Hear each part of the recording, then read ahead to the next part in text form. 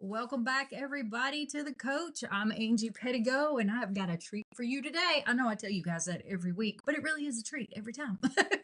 So, when I have a guest, anyway. And I have a wonderful guest today, Miss Monika Stafford, and she is got a powerful, powerful testimony. God's doing some big things in her life. One of which she just started a foundation, and she's going to tell us a little bit about that here in just a moment. Monika, welcome to the show. Good morning. I'm so thankful that you are here today. I'm grateful to be here. Tell them a little bit about your foundation that you've started. Okay, so it's Arnasia's foundation built on faith. It comes out of the scripture Hebrews 11:1. Now faith is the substance of things hoped for, the evidence of things not seen. Honestly, me and my daughter were in active addiction together, and we lived in a tent city, which was in Nashville. And when I was in Romans, because I graduated Romans in February, she passed away. And I asked God what it was for me to do to be able to give back to the communities or different areas where we were. And He placed it on my heart to open this foundation. And I didn't know what I was supposed to do, but He led me to everything. But as I've been able to open this foundation, led by God, I have found out that everything that happened in that 10 city was preparing me for what is happening right now. Ooh, girl. So when I say it gets deep, it gets deep. So He takes me places that I thought I'd never go back to, Yes. but I have. Yes. I've been able to go back and give back and show other people that are still in that tent city or ladies that are in jail that there is hope. Yes, she covers a lot of ground, let me tell you, and impacts a lot of people's lives. So you're going to learn a little bit more about her story through all of that today. So when we were talking about what our opponent was, when I asked her, what's your opponent been in life, the biggest one, sometimes you think people might say their addiction, but addiction's just the way we handle what we're dealing with underneath there. And Monika, your opponent was grief, right? Correct. Yeah. Tell us how grief found you first. Well, when I was in Wilson County Jail from 2015 to 2017, my father passed away. Mm. Um, and he was my biggest supporter for not just one thing, but everything. Mm-hmm. So I had left jail, I paroled out, and I went to the next door in Nashville and found myself in a place of comfort. I went through the program, did the program, but then I did not work the program, if you understand what I'm saying. Yes, I understand. So there was a couple of tragic accidents that happened at the program, and I had to leave. And I realized that losing my daddy while I was in jail, that I wasn't prepared for what was going on. Mm-hmm. So it sent me into a deep, deep stage of grief that I didn't understand. So from being clean from 2015 to 2021, grief set me back. I relapsed. So you And had 5 years clean 5 years clean. or six? Six, Yeah, yes. 15 to 20. Wow. Okay. 6 years clean. But as I said earlier, I was, just working the program, doing what I had to do to get by, Right. instead of focusing on step by step how to get through what I was going through. So I went honestly through a couple of things that led me back into addiction. And I realized since I've been out this time that what happened was grief. I didn't accept it, I denied it, and I did everything I could to numb that pain from losing my father. Mm-hmm. So losing my dad, losing my father, and then when I lost my daughter while I was at Romans, I realized that hey, there's something deeper that's going on besides just addiction. What's causing me to go back into addiction? And thank God for Romans program because Rachel helped me get through those steps of grief. And I'm not going to say I wanted to, because when you go start working grief steps, it gets pretty extent. It takes you into places that you thought you had forgot about, but it resurfaces. Healing is painful Hmm. and relieving all at the same time. Yeah. Yeah.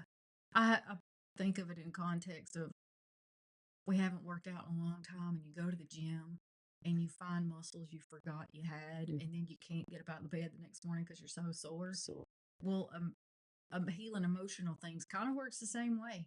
You that's know, you feel things, start feeling things you forgot that you had tucked away, right. Hmm. and it gets you down, and you can't hardly get out of the bed the next morning sometimes. But at the same time, you feel lighter. Like Hmm. there's a release in it. I tell people all the time, you got to feel it to heal it. And I know people want to hear that, but it is the truth of the matter, It's isn't the truth. it? Yeah. It is the truth. So, she talked. You went through the Romans 8:28 program, which is a fantastic program for men and women both, um, in addiction recovery up in our county in Macon County. And so, year-long program, very beneficial. So glad that you did that, by the way, because look at everything you're doing now, I'm right? grateful. You had to take the moment to heal. Mm. You had talked about, and I see this happen a lot, where people enter recovery and they get clean, but they don't get sober minded. The Bible tells us to be sober minded. And I think when we're going through the motions just to get by, we're doing it to just try to stay clean. Mhm. But when we start that healing underneath there, it's like we're attacking the things that are keeping us from being sober minded, right? Yes, Cleaning ma'am. out the clutter and all Hmm. that. So okay, what got you through? Like, how did you?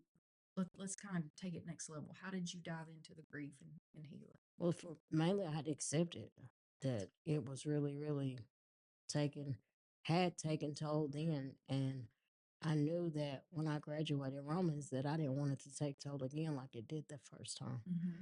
So instead of just answering those questions while we was working grief steps, I answered those questions Mm, like in depth. Like I went, you know, step one, it wasn't just like a couple of sentences, it was a mm, couple of pages. good. So I had to just put it out there, Mm-hmm. because if my thoughts were, if I hold on to this, when I leave here, the same thing that happened in 2021 has a chance of happening again if I don't work these steps, if I don't work these programs, if I don't do what is asking me.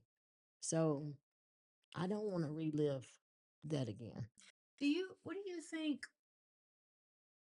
Do you think that it was the knowledge that you had, like self reflection? Okay, like you're reflecting on back what happened when your dad passed away and then how that led to a relapse. Do you think it was the self reflection that said, hey, I don't want to repeat that pattern? Or had you just gotten to the point where you were just wanting to be done? Both. Both. Hmm. Mm-hmm. Both. Because not only did I grieve my father, I still grieve the fact that he's gone, Mm-hmm. because grief is something that's not, you never get over it. Mm-hmm. You still have to, but now I have the materials, I have the sources, I have the people Mm-hmm. that I didn't have then, Mm-hmm. that I can call now and say, look, I'm going through it Mm-hmm.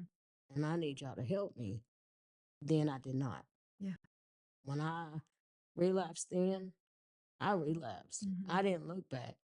But now I have a thought process that goes through my mind of which way to go, who to call, what to do, rather than just saying, you know what, I'm going to get high. Yeah. No, there's a better way. Exactly. There's a better way, and it has been a better way, because even with the loss of my daughter, okay, it's fresh. Mm-hmm. It's been a year and a half. Mm-hmm. But what I realized working those grief steps, I didn't just grieve my father. I had to start grief steps on my daughter. But before the grief steps on my daughter, I had to grieve myself. Mm-hmm. Mm-hmm. Everything that I had done in between my father's death and my daughter's death, I was the source of the problem. And I had to recognize that, because instead of being the daughter that I needed to be, then to my father. We had a friendship. Mhm. Well, then me and my daughter, we were in active addiction together. And I was her friend. So I had to stop and reevaluate this whole scenario of everything that I went through then up until now. You know, it's days that it's rough, Mhm. but God, But God. but God.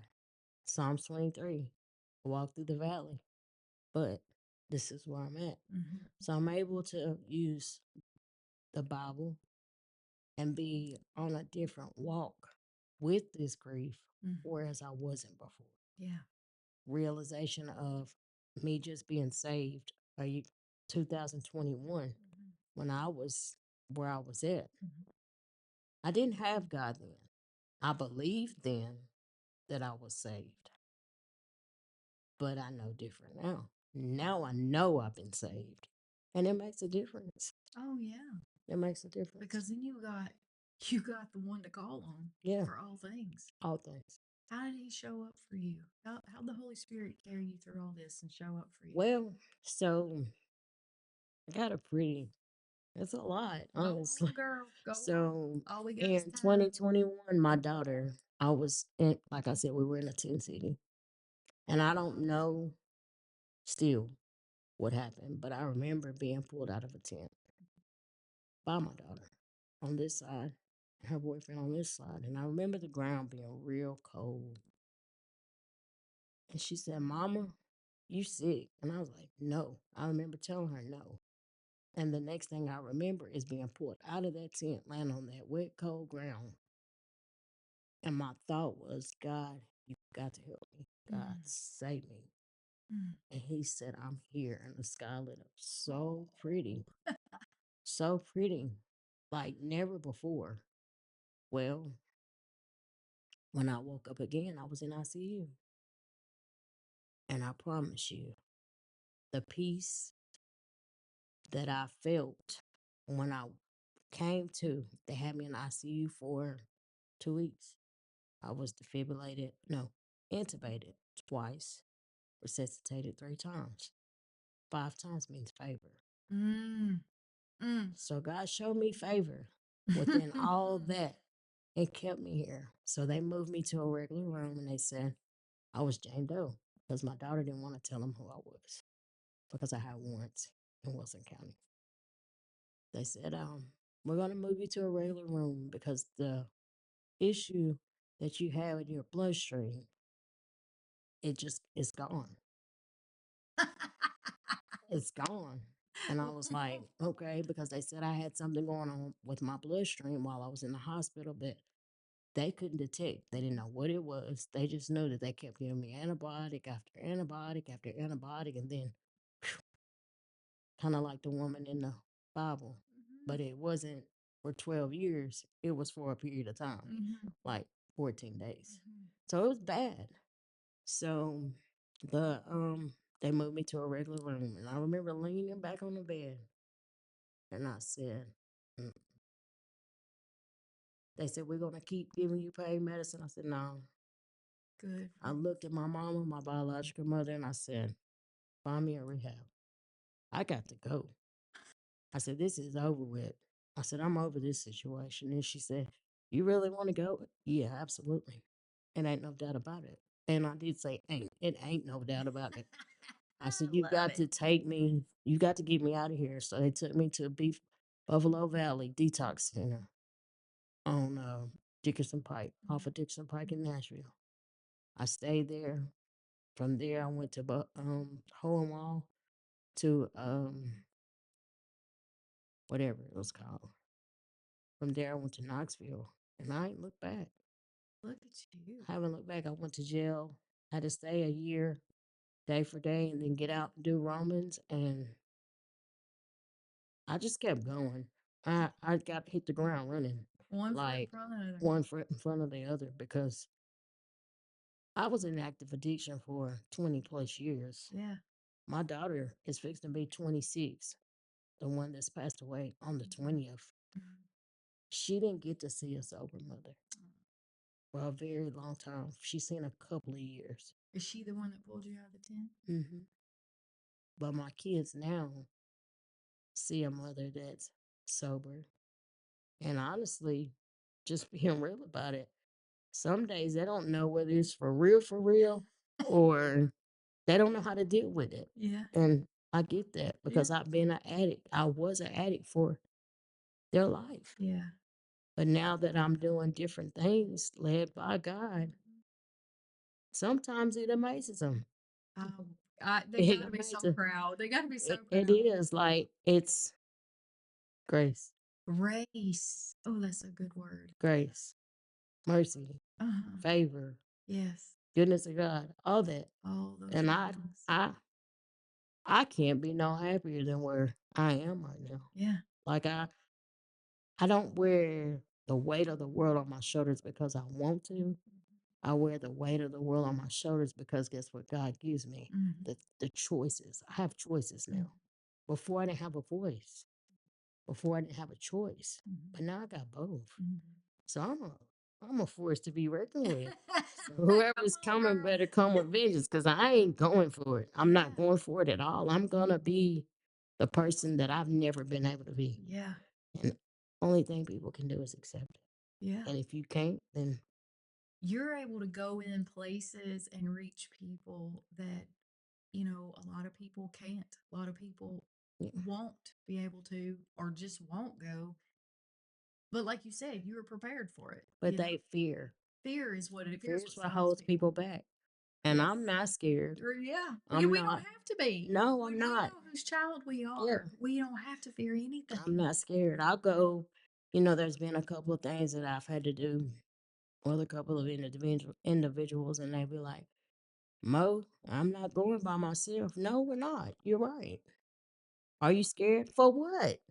The worst done happened. Whatever comes after that, they better be ready for the whatever happens. Cause I'm not scared. I'm going in. Yeah. I don't care where it's under the bridges. I don't care if it's in Yep. the deep, deep part of the woods they Yes. call the trenches. Yes. I'm going. Yes. The fear, I don't have fear. I don't fear man. No. I fear not doing what God asked me to do. Amen to that.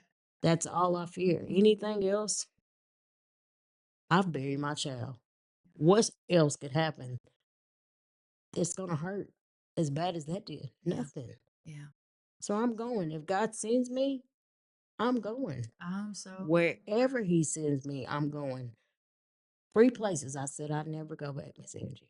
The Wilson County Jail, Murfreesboro Road, and the third one was Wilson County Jail, Murfreesboro Road, and wherever.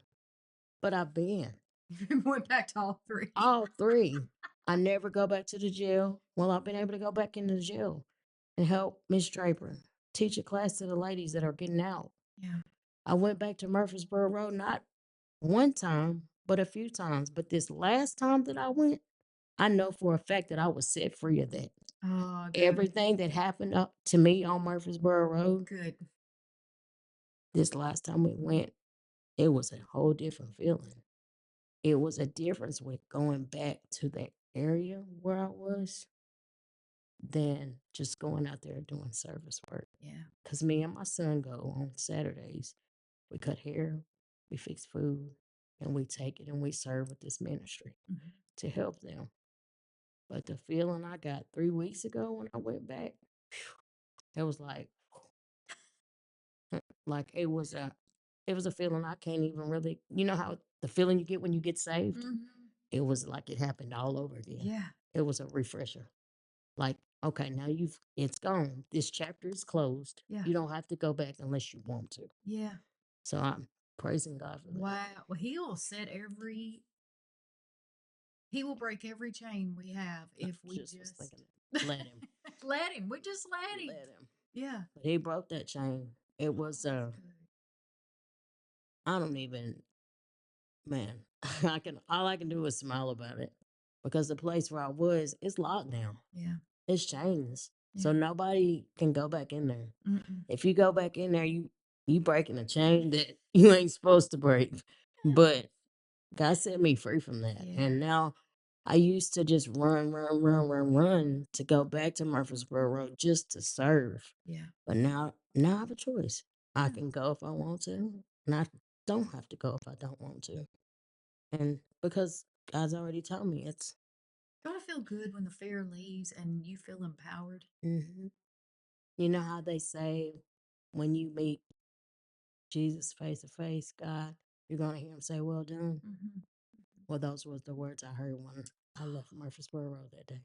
Oh, Well done. And I have not felt a relief as such as that, like I did that day. you'd probably be back in Tent City too if it's still open. Yeah, preaching, Oh yeah, teaching, yeah, but yeah. I was able. So when we went, I didn't remember owing anybody any money. Mm-hmm. Okay, truthfully, Mm-hmm. from addiction. Mm-hmm. So when we got out the car at the 7-Eleven that we did to pass out the blankets, I seen this man sitting over up on the hill. So he had to have seen me too. So we both began to walk towards each other. And I said his name, and he said, Kiki, because I did not go by Mo. Mm-hmm. He said, Kiki? I said, yeah. He said, wow, I thought you were gone. He said, I remember you owe me some money. He said, but what you're doing right now is enough. Oh. That situation that I walked into, that could have been a bad Mm-hmm. situation, Mm-hmm. but God turned it around and worked it out for the good And made a witness of. and made a witness in the moment. Mm-hmm. He said, I don't want anything from you. He said, I just want you to keep doing what you're doing because I have hope now. Ah. I was able to cross paths with a lot of people Mm-hmm. that knew me as Kiki, Mm-hmm. but now I'm strong enough, thank the Lord, to tell them that's not me no Mm-hmm. and Mm-hmm. feel great about Don't it feel good when you go in to serve? Then you know that God's with you. Like you know, like He's went before you. He's prepared the way, and it it. Yeah. it. You can't describe it to anybody who's not experienced it. They just got to go experience it. Mm-hmm. Ain't that right? Yeah. That is so true. Yeah. That so tell them like tell us a little bit about what all your ministry does do. So, well, everything. Yeah. You really do. I can't say it's nothing we don't do. I You just mean, meet needs, yeah, whatever they are. we do community outreach, and I've done the first fentanyl awareness day walk in Wilson County in April. I did International Overdose Awareness Day in August. I got some really, really good people that come behind me wherever I go. Yeah. I can't, I don't even know how to describe the greatness of that feeling, Yeah. but Yeah. I want to say this though today. Will Taylor, that's my guy. Yeah. I came back to Lebanon, I almost teary out about Yeah. it. And I didn't know what to do with this foundation, but I want y'all to know, whoever's listening, that God will put the people in your path that's supposed to be in your path. Mm-hmm. Mm-hmm. And those people that are supposed to be in your path, they're going to walk that path with you. Mm-hmm. They're going to meet you at your highs. They're going to meet you at your lows. They're going to meet you when you don't even know which way to go. Mm-hmm. And Mr. Will is one of those guys. He will do it. He He will do it. he is one of those guys. I am so grateful that I met him. There's a lot of people that I'm grateful that I met, but him being that main one, Mm-hmm. because I called him, didn't know which way to go. He was like, Monica. I said, Mr. Will, my name is not Monica. But he stood behind me ever since and helped me get the correct guidance that I needed to do what I needed to do as far as the walks, as far as the opioid things that needed I needed to know inside of that. He hasn't left me. There has been Miss Tammy. There's a few people Yeah. that I could probably name on two hands that help push me Yeah. and keep me going and keep my head above water and keep me from sinking. Yeah. God mainly. Yes. God mainly, but when they come, they come. Yeah. He surrounds us with people that we need to get Yeah. to accomplish what we And need he'll to do. take away the people that you don't need to. Amen to that. He sure will. He'll take them away and take them out of your path because everybody is not a part of your purpose. No. You can't take everybody with You you. can't take Even it. if you want to, you can't take No, everybody with you. I started my foundation with 7 people.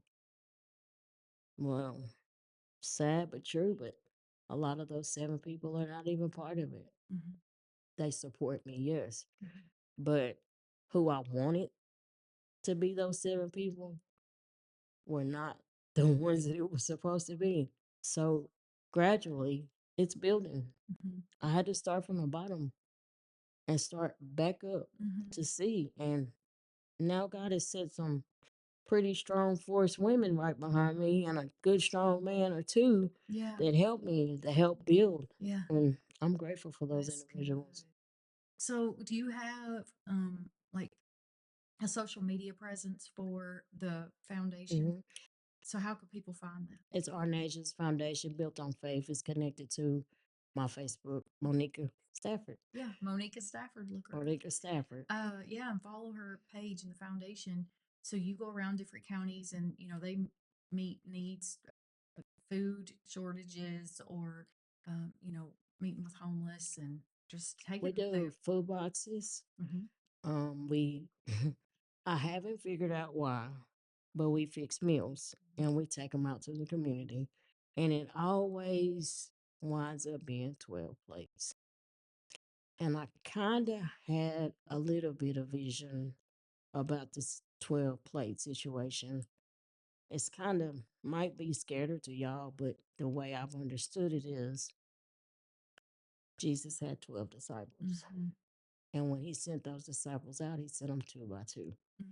So every time we go with those 12 plates, I think about that scenario. Hmm. And he sends either me and Amber, or me and Katie, or me and Emery. It's never three of us. Yeah, isn't that wild? So I'm going to get more knowledge about this number 12 because I know there's something to it. I just don't have it today, but I'll get back with you. But it's coming. But it then, like when we started fixing our plates, it was me and my son. And I would come home from work and be like, Mama, the food's ready. All you gotta do is pack it. He So done got it ready. he would have it ready. So the kids like doing it with you. My son does. Oh, My daughter's walking into it. yeah. So gradually, but now she's open enough to say, Mama, I had this left over. Do you want to take it to your little people? Oh, And that's a good feeling yeah. because Janasia is standoffish, Yeah. but she sits in the rear and watches as most kids do. But we haven't had the best relationship because of my addiction, but God has restored Yep. He'll give you back everything. the years the Just locust has to eat. add up. Yes, he Mhm. did. Yeah. But he's restoring it. So I'm just great. I know there's going to be trials. I know there's going to be tribulations still to come, but now I have the resources to deal with it Yeah. instead of saying, you know what, I'm going to go get high or I'm going to go drink or I'm going to go stay away from everybody. Yeah. No, there is a better way. And there's one that will never leave you or forsake you Never. for sure. Yes, ma'am. The greatest coach of all time, The right? greatest. Yes. Well, I'll thank you so much for coming on here today and sharing a little bit about this and grief. And with the circumstances, you weren't just fighting grief, you were fighting multiple things you were grieving and addiction on top of that. And if you can do it, anybody can do it, right? Right. Because grief can take people so low and they can feel like they're never going to get out of it, but there is hope. They just got to Yes. look up. They got to look up, right? Y'all look towards the hills. Yeah. Call on him. Just call on him. He'll help you Yeah. at your lowest. I call on him every day, but now look.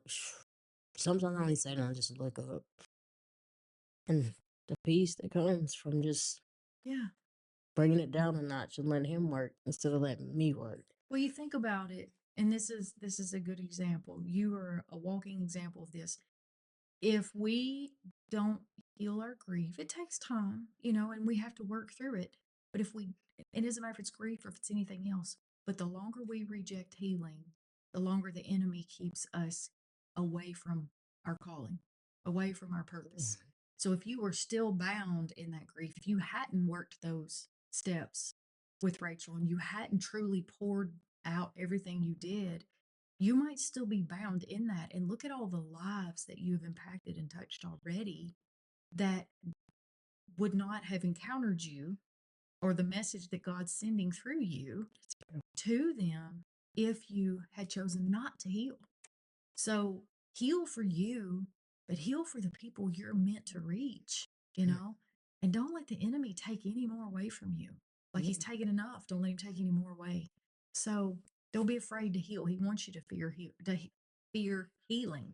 You know, he does. He wants us to fear facing it. But you know, when we face something, then that's when we get over it. That's when we get to the other side of it. But we gotta face it, right? Right. And it makes me think of King Jehoshaphat, you know, and all the armies, the three armies were coming out after him, and like it's like, oh God, what do we do? You know? And the spirit falls on a man in the crowd. He says, "Fear not, King Jehoshaphat." And you know, he speaks what he hears from God, and that he's gonna give those armies over to him today. But he says, you'll have to go down and face them, but you won't have to fight. Right. And so they got up and they followed the direction God gave them, and they went down singing. And by the time they got down there, they could go down and face their fear, but they didn't have to fight because the armies had all turned on each other and they were all killed. You know what I'm saying? Right. So we have to go face it, but we won't. It's not going to be the battle that the enemy tells us it will be in that fear, right? When we go with God. Right. So, So the third place was Lebanon, where I live. Sorry to, no, I'm glad. but it was Lebanon.